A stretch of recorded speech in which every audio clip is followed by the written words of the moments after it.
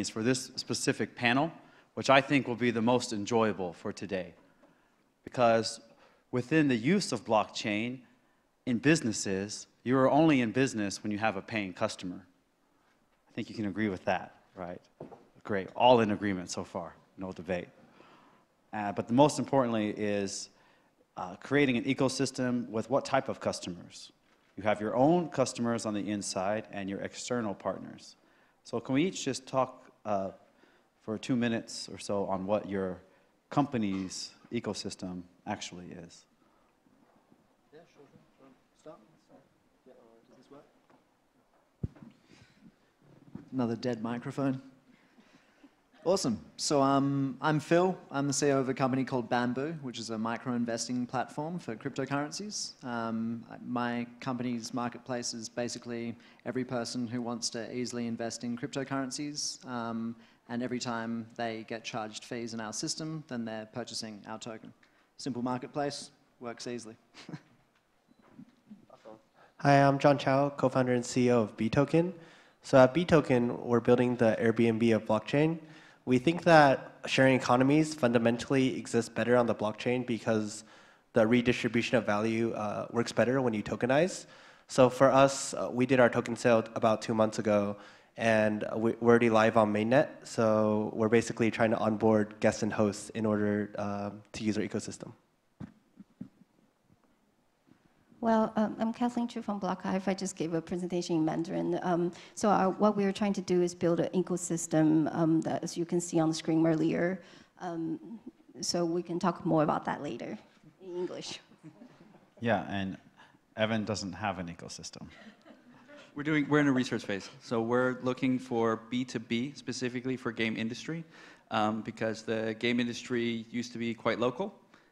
In distribution and production, and it globalized very, very quickly with a couple of app stores. All of a sudden, the entire market was global, but they didn't have a lot of the other structures with which to execute business. So they don't have procurement structures the way that manufacturing does. They are missing a lot of standardization structures that most other industries have. So we're looking at ways to basically create an ecosystem where different participants can do international business more efficiently than they currently do. And we're researching by going to different markets, finding out what problems different markets have, and then finding out ways to make that more efficient.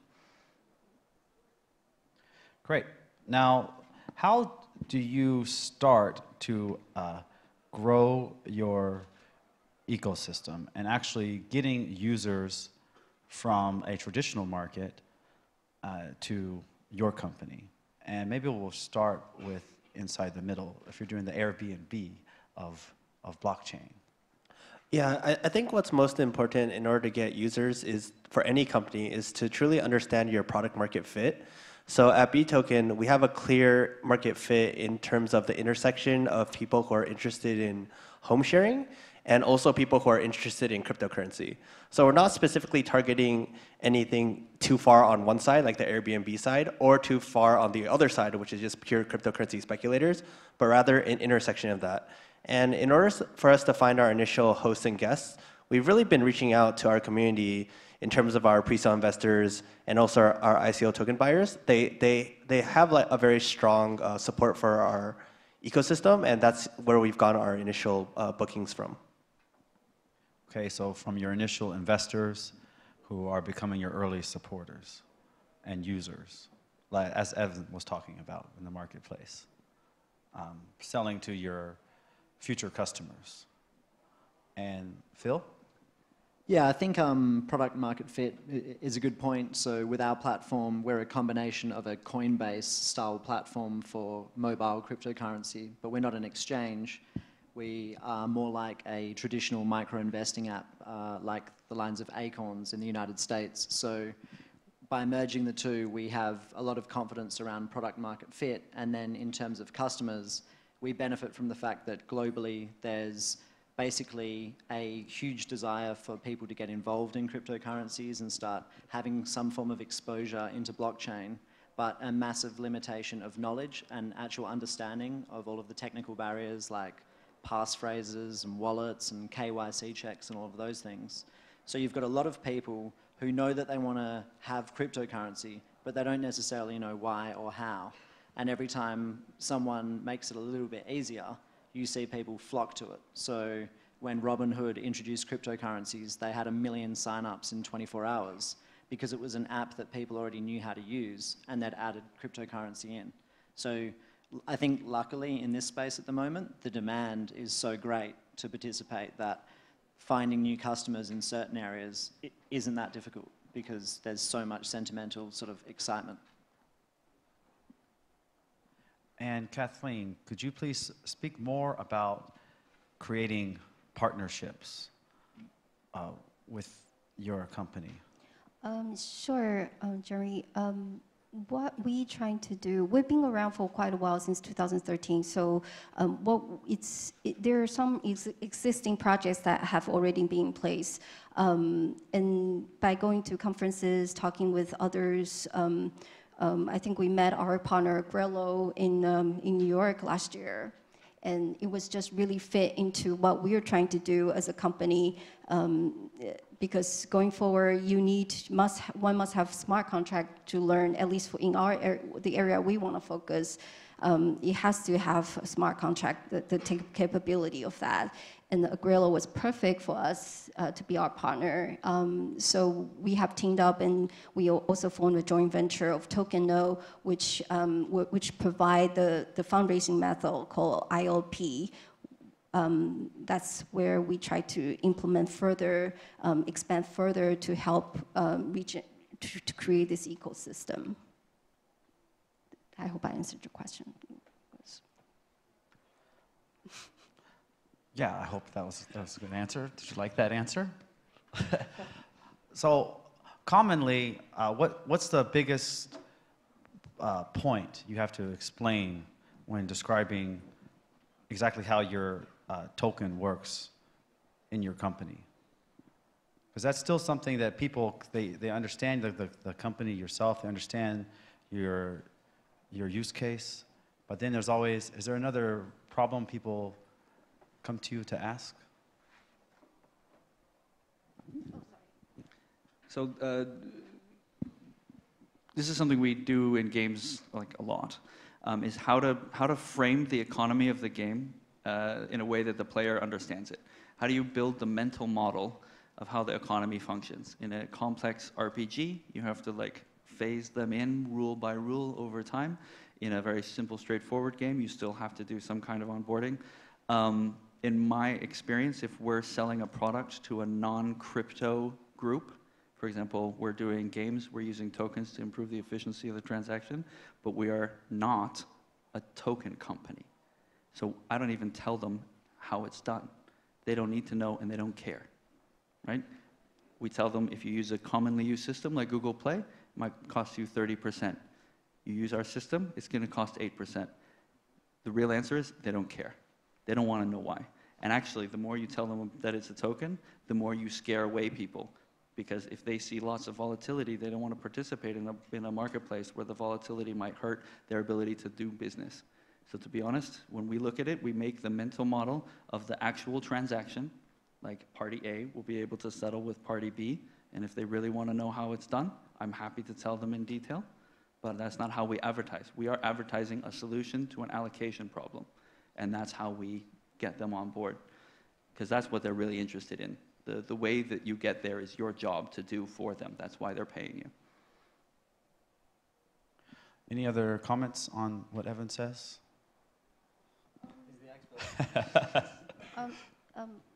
In our case, it's quite different. We use ESD token to try to attract users of our wallet, ESD wallet. And the reason why is because with the smart wallet, it works almost like a bank. You can store money, send money without any intermediaries. And we like to encourage users to use our wallet. And to do that, we need to provide some kind of incentive. And we want to explain clearly that once you use the wallet to send cryptocurrencies, you get 30 ESD tokens. That's very clear. And you can use the ESD token to buy the mining power, the hash power of our mining facilities. And we want to disclose, make it transparent, how much passive income one can make if you buy certain hash power from our mining facilities. And in order to do that, we kind of have to explain details, and that's how we BlockHive is using this ESD tokens to promote one pillar of our business. And we also have another token that we will be using a different way, which is Hive tokens. But maybe I can explain it some other times, or if you can check our homepage for that. And I'll leave other speakers to talk. Yeah, I also agree that I think the nature of the business is extremely important. So for us at BToken, because we are fundamentally a cryptocurrency company, a lot of our users are heavily incentivized to use our platform because of the existence of cryptocurrency. So you can imagine for traditional referral methods, if I were to offer $10 or $20 for a user to sign up and do something, they might be more reluctant to do so than if we offer them like a portion of a Bitcoin or BToken. And this drives a really strong viral effects. And additionally, Binance made this model really clear and we follow it. Basically, in the Binance model, you're able to save a certain amount of fees if you're a token holder. So for us at BToken, we don't charge any commission if you use BToken, but then if you use Bitcoin or Ethereum, we charge a 2 to 3% commission. So I think for us, because we are a blockchain company, finding the utility and proper incentives is extremely important for us to build our two-sided marketplace, and we try to dig into that as much as we can.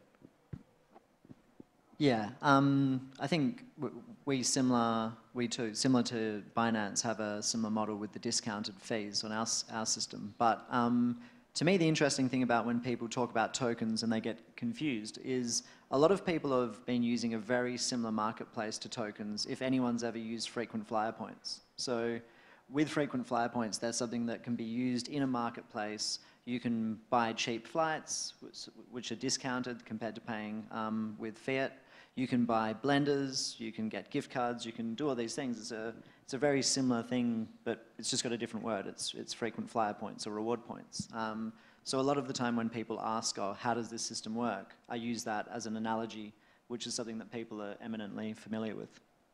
Yeah, and then I want to kind of go back to what Evan said earlier, which is about the volatility of the token, because an air mile, that will always be the same value. Not if the airline devalues the token, which they do, but yeah. But that would be essentially controlled at certain levels, maybe on this month or next year that your airline miles expires. But in your business model, the value can fluctuate every second. Yeah. So what do you do to try to mitigate this, or how do you actually continue to operate?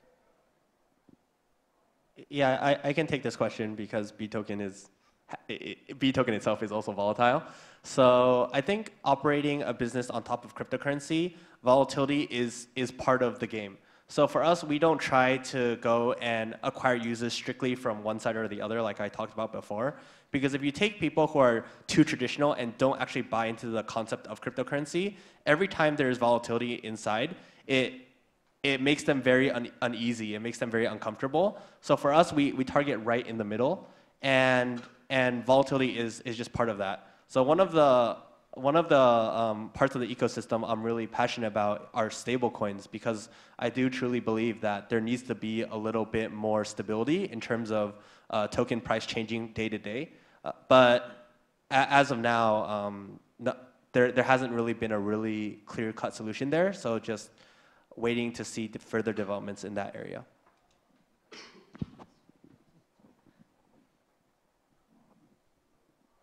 I think this is on? Yeah?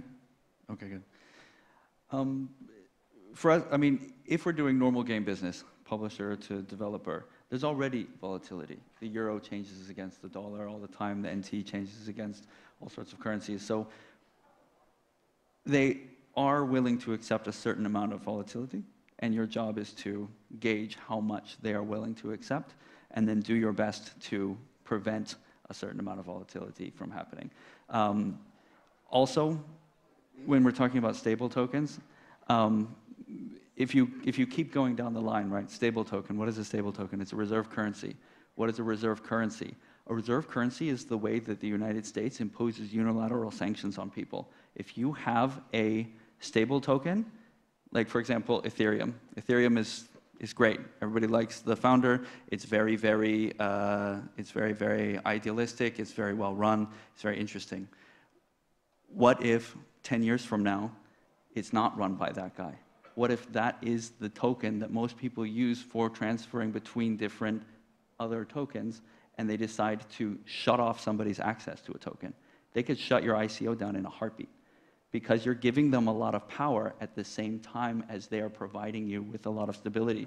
That comes at a price, right? So we have to think about how the whole market works when we're making decisions, because in the short run, it might have some utility for you, but in the long run, it's going to have some knock-on effects that you should be aware of before we make these decisions, right? And so there are clear historical examples that we can look at, right? Like the currency is something that's been around for thousands of years. There are rules with which these things are managed.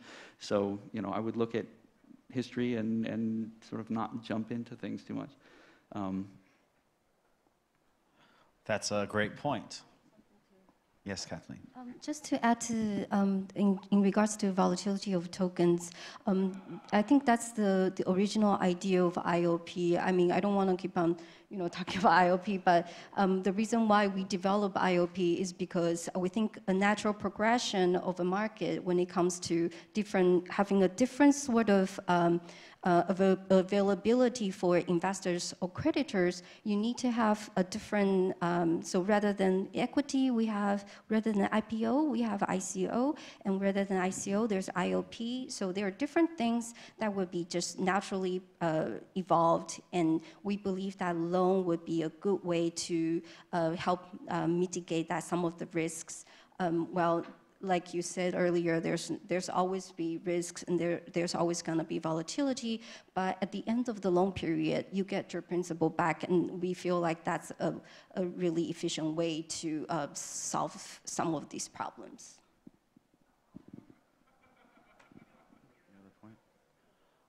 Okay, and we have time for this will be my last question that I'll ask, which is, for your ecosystem to continue its growth in the future, right? Because Evan is speaking about some of these unknown areas, right? You're kind of building your business as you go along.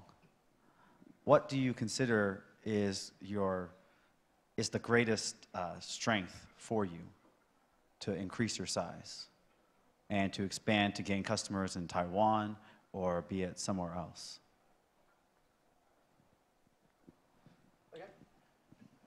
I think biggest strength and biggest barrier are actually the same thing. So when I think about the topic for this blockchain ecosystem, to me, what's interesting is that if you guys are here today, you're part of a very, very small percentage of the world who has any idea what these technologies are. And we keep talking about solutions to technical problems that we're aware of as participants in what right now is a very small ecosystem. But we talk about how these technologies will impact the whole world. And we talk about how it will empower the unbanked and reduce carbon emissions and all of these things. And yet 99% of the world have absolutely no idea what blockchain or cryptocurrencies really are, or no way to interact with it. So I think for my business and for John's business, we need to remind ourselves constantly that our role as participants of what's really a nascent young industry is to educate and figure out ways to rapidly onboard the other 99% of the population that just doesn't care right now, and get them to care, get them to participate, get them as part of the ecosystem. So I know for Bamboo, that's both our greatest challenge, but also the greatest potential, because if you can make it easy, and if you can provide a simple way that people can get involved, then they'll do it en masse. Yeah, I can say for us, we're really looking for mainstream adoption of cryptocurrency. And it seems for most token holders, they're not really willing to let go of their cryptocurrency for almost anything other than other cryptocurrencies. So for us at BToken, we think that travel and experience and being able to stay somewhere else is very crucial, and also one of the main healthy outlets that cryptocurrency could have. So we spend a lot of time growing that, and we think that that is our greatest strength. In terms of building on top of a cryptocurrency market, which is volatile by nature and it changes all the time.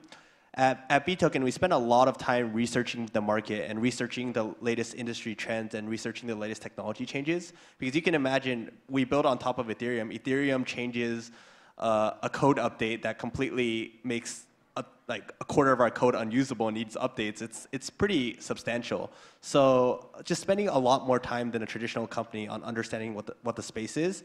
And I think the biggest pain point for us is because we are such a nascent industry, the regulations are also unclear on what they want. So for us, it's really hard to play in the correct playing field when we don't even know what the correct playing field is. So again, that comes with the volatility of it, but that is our greatest pain point because we really would like to see more clear guidelines on what should be proper behavior. Can I just say, John's in the United States, so he has to suffer a little bit more than everyone else. Sorry, John. And just to add to what Phil said earlier, what we're trying to do at BlockHive is to have some of our interns to help explaining blockchain from their perspective. Some of these people are they're still studying, and they learn about blockchain, they decide each topic each week, and then they write about it. And so we can reach out to more people who doesn't understand about blockchain to just learn as they learn. I thought that was a really good way to bring in the people who doesn't know anything about blockchain.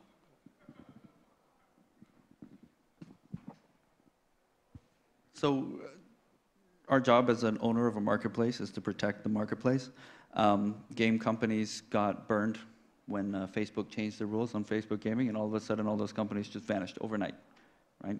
That means that game companies are no longer a good investment because they might disappear at any moment. That's one of the reasons why game companies tend to be extremely short-sighted in the way that they do their earnings, because they may disappear tomorrow, right? So your job when you're doing the marketplace is to not be too reliant on something that you cannot control. Do not only make Facebook games, because if Facebook shuts down, then you can't function anymore. Your duty is to your company. It's to your marketplace. So your job is to diversify the things that you rely on, but also when you're solving your allocation problem, when you're solving your goal, you solve something that if blockchain disappears tomorrow, you are still able to solve the allocation problem. You might have to find a different tool to do it, but you're still in the business of solving a particular problem, right? We are not a blockchain company. It is an extremely useful tool with which we execute business, but we need to defend our marketplace from the instability on the outside, just like any business in the world, right? So our feeling towards that is just diversify the things that you rely on, have backups, have plan A, have plan B, you know, look at a little bit ahead, but in something as volatile as blockchain, you cannot guess what's going to happen next week, right? So, and in our experience, in a very volatile market, people don't let go of their tokens, which means your marketplace doesn't function. Your currency doesn't move, right? So we're probably much more on the cautious side of this panel. But, you know, just play it safe, man. Just play it safe. Play the long game. Play it safe. I mean, I like you. You're a nice guy. But I think, like, to say, well, you know, you need to have a business that's resilient enough that if blockchain disappears, it's sort of like saying, well, we've got to have a business that's resilient enough that in case the internet disappears, we can still run using tin cans and wire, right? Which is, I don't think that it can disappear. I don't think that the whole technology suite can disappear. There can be a platform issue with the Ethereum network and take that. But in terms of being a blockchain company and utilizing aspects of blockchain to the very core of your business, I think that's a pretty safe bet to do. Because the volatility of, you know, cryptocurrency assets in a marketplace doesn't impact the utilization of blockchain technologies in your own business, you know. So I think it's important to delineate between those 2 points, and accept that as a technology suite, blockchain really just exists as an additional layer on top of the internet. I just thought it was important. No. Okay. Maybe we'll take this conversation I do. No, I'm just kidding. off the stage because we are out of time, but this is becoming now much more exciting. Yeah, that's right. Yeah. Jeremy, you can leave. We'll just stay. It seems the crowd has determined we get 5 more minutes. That's the crowd, right? All right. So, Evan, please.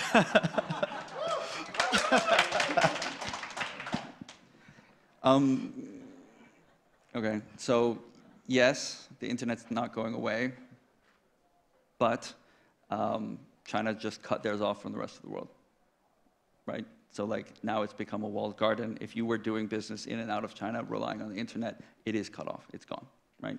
So also the kind of volatility that, there's several kinds of volatility, right? There's the volatility in price, which is mostly born out of uncertainty and letting people speculate that probably should have nothing to do with the market. But also there's a certain instability, there's a certain uncertainty that comes from the incentives of some of the other larger players, right? So for example, I think this is too big of a discussion. Basically, yes, we are not inherently a blockchain company. I think my point is more, our goal is to solve a problem, right? Our goal is to solve the allocation problem between publishers and developers and to execute that as efficiently as possible.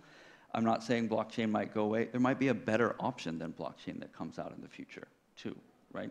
So we want to make sure that our goal as a company is to be focused on the solution, the value that we're providing to the customers, and not get too into the way in which we're doing it, because that sort of limits your ability to solve the problem. We might find that there's another way to solve the problem that is actually much better, right? And that we just want to stay focused on solving a particular problem. That's all.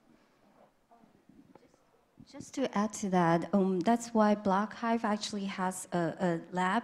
We partner with a Vietnamese company called Fujinet. We research on blockchain. We know that we want to stay ahead. We know that there will always be, the technology will always continue to evolve. So we want to stay ahead and do more research on blockchain and see what kind of new solutions or new different technology that can be derived from blockchain. So I completely agree with both of you. And just... Yeah, well, that's not nice. The crowd is here for disagreement. We want to see fights. What I would say on to these points too is that for BlockCamp's perspective, we are blockchain agnostic, because we may believe that your ecosystem may not be that good if it's being ran on Ethereum. You may want to use a different blockchain company, such as Neo or another blockchain provider. So we work with different companies like Cardano and Waves. And I think that's kind of the overall point about not relying too much on the technology. If Vitalik decides tomorrow that he wants to leave, well, that doesn't mean that blockchain is going to be over. It just means you have to switch to another platform. It doesn't mean that. Well, you never know. Yeah.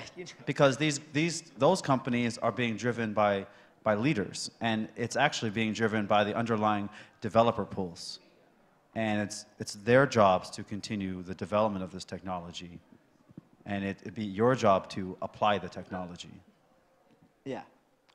I think in 10 years' time, when people are at blockchain conferences, they won't be debating the ERC20 tokens or even understanding tokens. Like much in the same way that when you go to a tech conference today, Facebook don't sit there. I mean, they do in developer rooms talking about the improvements on their new optimized version of HTTP Speedy or whatever, that's the faster protocol that can deliver pages at 16 times the load speed. But most of the time when you're talking at tech conferences, they're not talking about the underlying technologies that power the tech. They're talking about the problems that they're solving, right?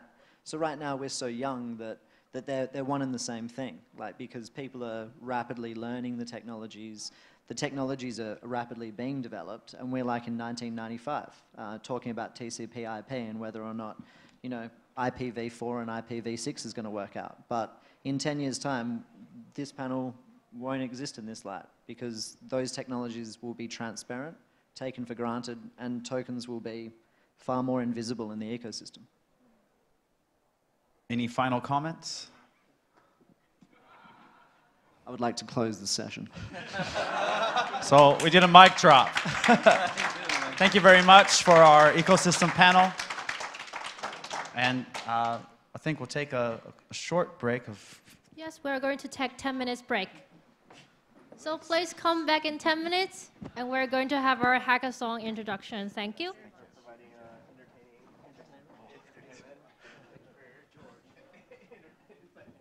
Entertainment.